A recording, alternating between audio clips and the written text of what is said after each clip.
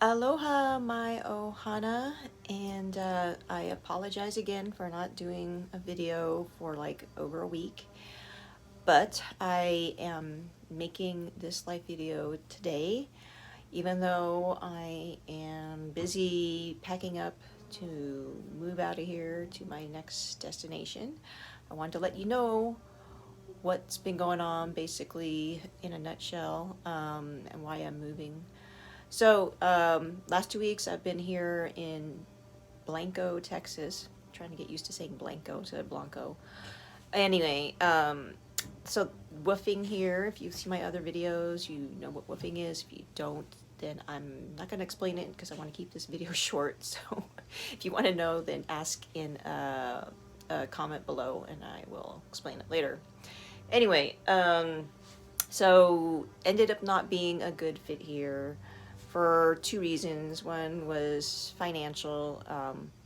There's actually three other woofers here, so a total of four with me, and the way the farm is operating right now, they can't afford four woofers.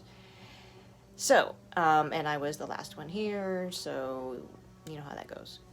And my dogs are not as well trained as the other dogs here. So that posed a little bit of a problem because, like, when the delivery guy comes, my dogs like ran up to the delivery truck, and that was a little bit of a risky situation.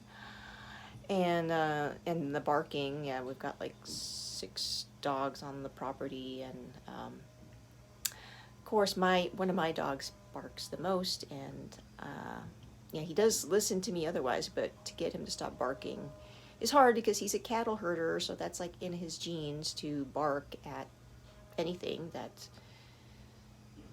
could possibly be a threat, but to him, like somebody just walking in the door that he's met like 10 times for some reason is still a threat. So anyway, so the barking is a problem.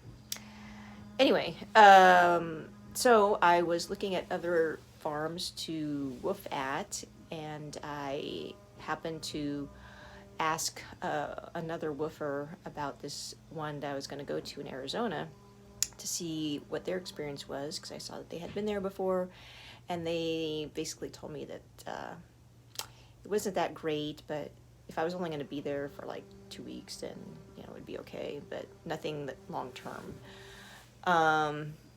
And so then I asked them, where were they right now? Are they woofing anytime soon? And they mentioned that they were at an intentional community.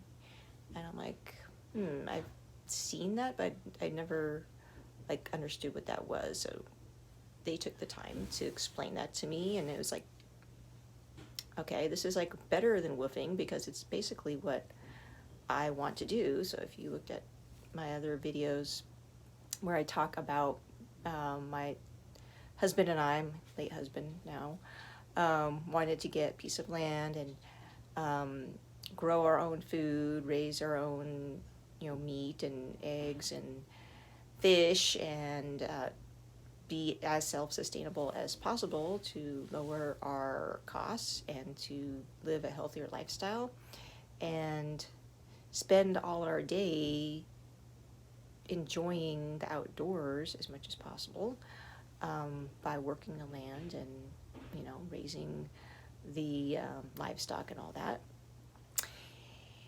and sharing that with people who want to live with us on the land or just stop for a visit, like a vacation, camping trip, whatever you want to call it, resort.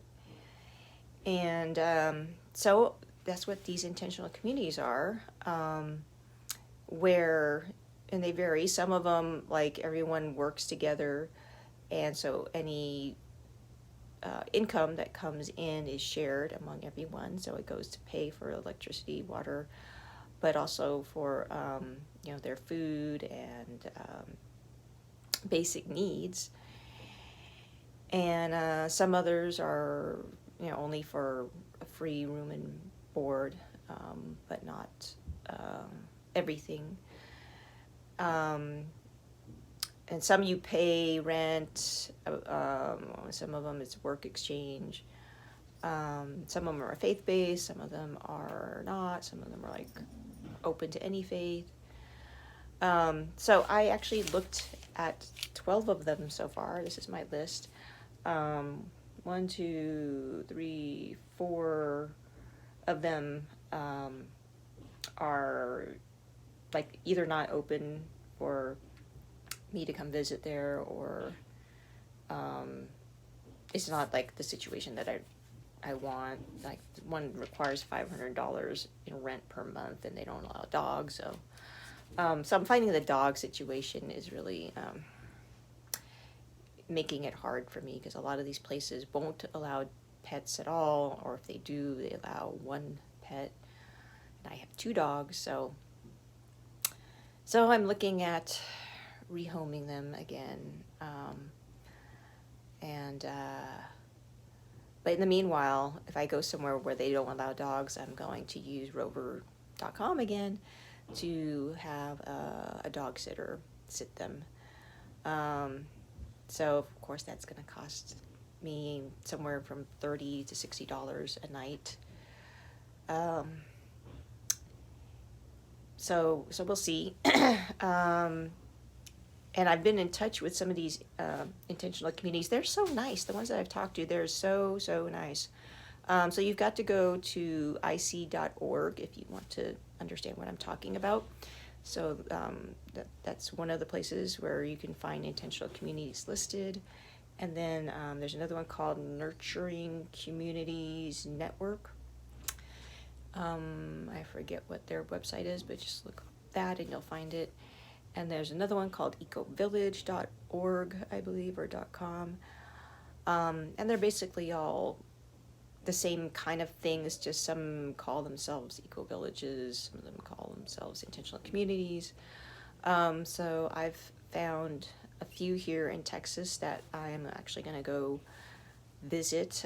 So today I'm leaving here to go to Austin. There's one called Community First Village, which I would love to tell you about it, but again, I want to keep this video short, so just look it up on the internet and you'll see. I'm looking at being what's called a missional resident there.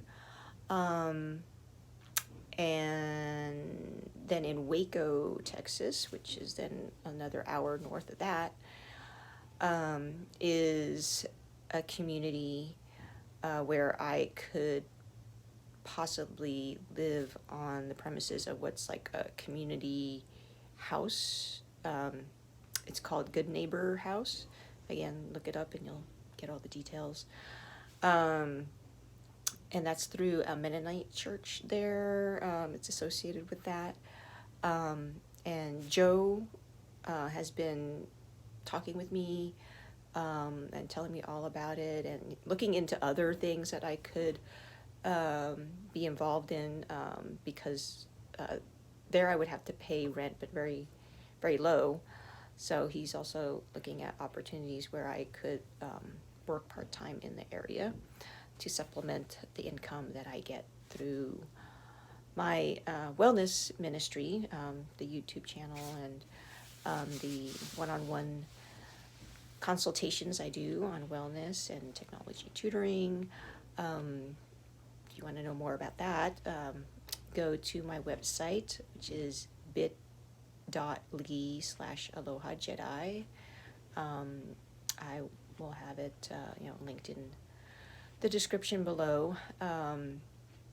And what else? Oh, and then there's another one in East Texas, which I need to check my messages and see if they got back to me on. That sounds really good too.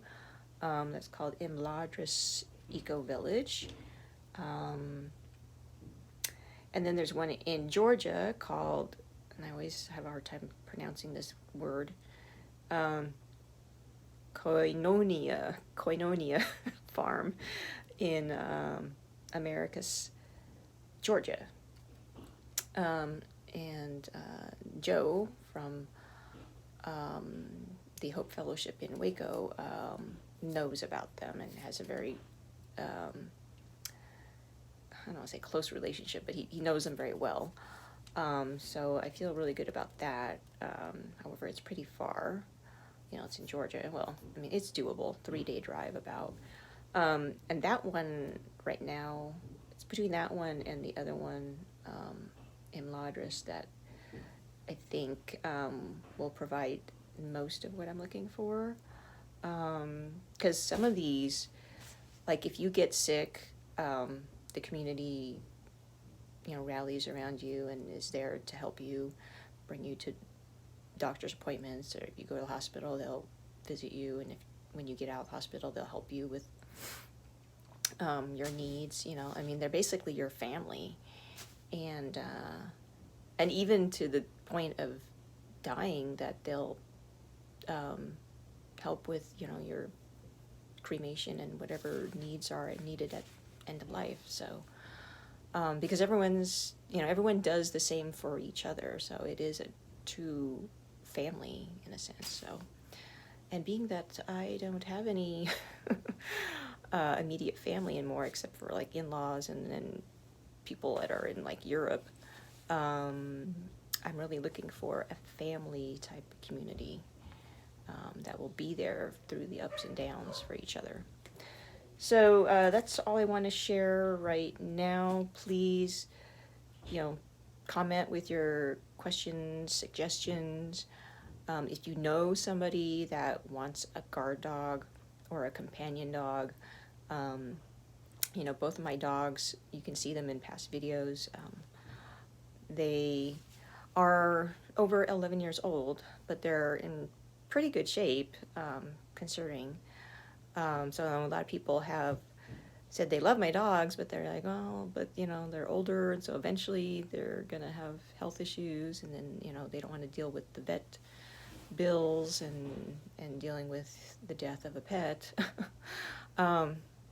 So, which I really don't understand, because even if you adopt a younger pet, eventually they're going to become an older pet, so you're just putting off the inevitable.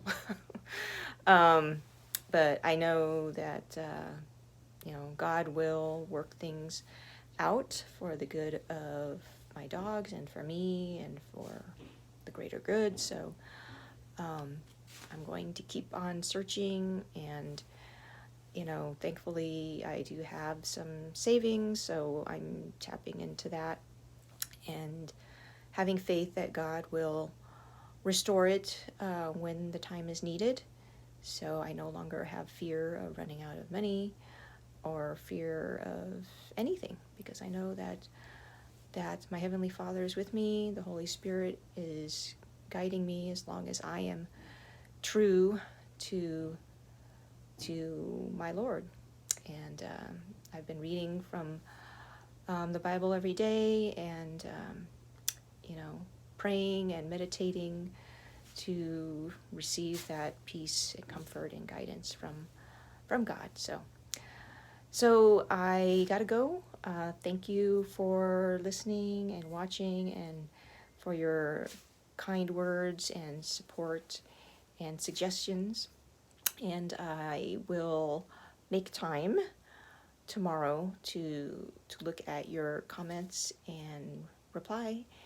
And it is my intention to do a video every day, but I really hesitate committing to that, but I don't know.